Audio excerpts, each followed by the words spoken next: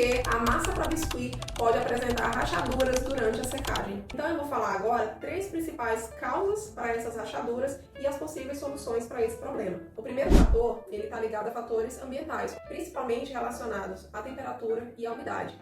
Esses 2 fatores, eles são importantíssimos para a secagem da massa para biscuit. Porém, se a temperatura estiver muito alta e a umidade estiver muito baixa, essa secagem ela vai acontecer de uma forma muito rápida, o que vai ocasionar a rachadura dessa massa. Então é muito comum a gente ouvir as pessoas falando que a massa de biscuit rachou quando as temperaturas estão muito altas, no verão, quando está um clima muito quente. Basicamente, o que acontece? Durante a secagem, a água que está presente na massa para biscuit, ela vai evaporando e essa massa ela vai contraindo, o que a gente conhece popularmente como encolhimento.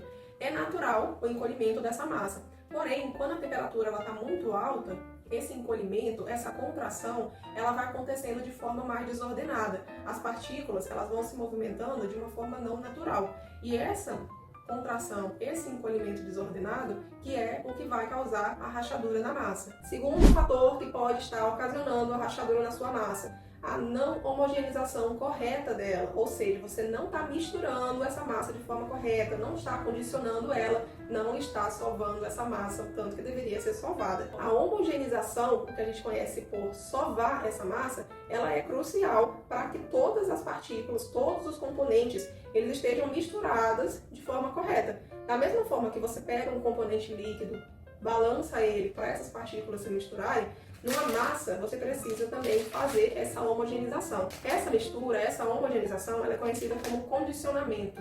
E não é uma característica necessária só para massa para biscuit, tá? Outras massas, também utilizadas no artesanato, precisam ser condicionadas antes de ser trabalhada. Então, eu vou mostrar aqui para vocês. A massa para biscuit, ela vem assim, compactada. Ela foi misturada durante a produção dela, mas ela ficou parada por um tempo. Então, ela fica numa textura mais firme. E o que é que você precisa fazer?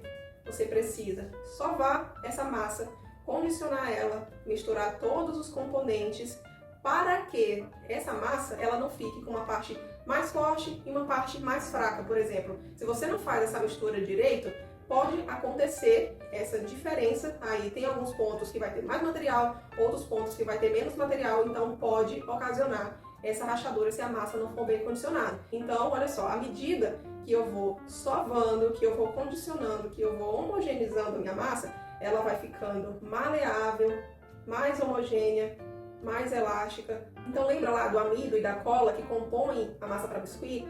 Quando eles se misturam, quando eles estão bem homogeneizados, eles trazem elasticidade, maleabilidade e resistência para essa massa para suportar essas contrações, esse encolhimento, esse movimento de partículas que acontece durante a secagem, evitando assim as rachaduras. Então por isso que a gente precisa fazer a sovagem, o condicionamento correto aqui da nossa massa. E o terceiro fator que pode trazer rachaduras na sua massa para biscuit é a espessura que você vai abrir essa massa quando você vai cobrir superfícies. Então vamos considerar aqui o isopor, que é uma das principais bases que nós utilizamos, que a gente faz essa cobertura com biscuit. Então, se eu faço o revestimento desse isopor com uma massa muito fina, e a gente sabe que essa massa ela vai encolher, eu não estou dando margem para ela esticar. Ela tem uma elasticidade natural, mas se ela estiver muito fina, ela vai esticando, até que vai chegar um ponto que ela vai rachar, ela vai rasgar.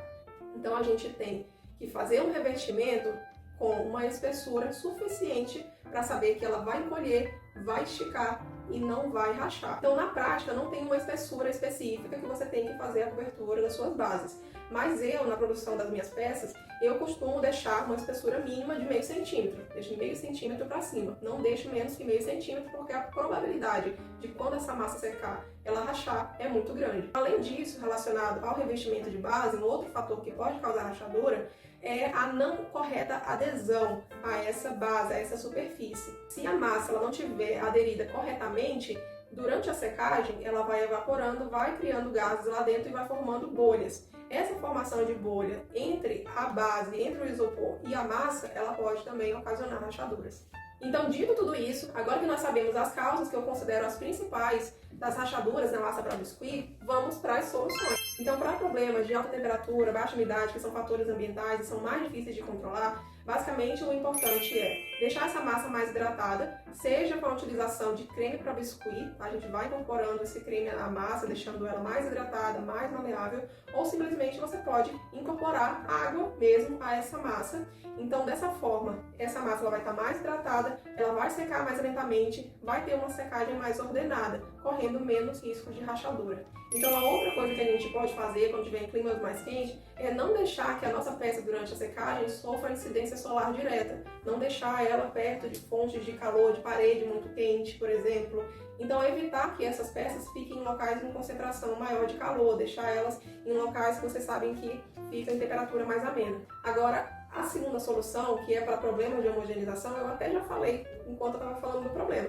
Basicamente, é o famoso sova-sova. Vai sovando essa massa até chegar naquele ponto que eu mostrei para vocês, que a gente vai puxando, você vai sentindo essa elasticidade, você vai sentindo essa massa mais macia, mais fácil de trabalhar. Então, sova bastante, que a maioria dos problemas eles podem ser resolvidos só nessa etapa aí, tá? E a terceira solução, que é para o problema da espessura, basicamente já foi dito também, deixar essa massa um pouquinho mais espessa, um pouquinho mais grossa quando você for cobrir superfícies e assegurar que ela está bem aderida à base, né? Está bem colada para evitar a formação de bolhas. Bom, chegamos ao fim do nosso vídeo e eu espero e acredito que tenha ficado bem claro que os problemas com rachadura, eles estão mais relacionados a fatores externos e fatores de manipulação do que propriamente com as características intrínsecas da massa para biscuit. Então, ao entender o que pode causar as rachaduras, a gente pode aplicar as soluções certas e basicamente evitar esse problema durante a secagem. Eu espero que esse vídeo tenha sido esclarecedor, que ele tenha solucionado algumas dúvidas relacionadas às rachaduras e que ele possa te ajudar a melhorar os seus trabalhos. Se você gostou, curte, compartilha com seus amigos e vamos botar a mão na massa.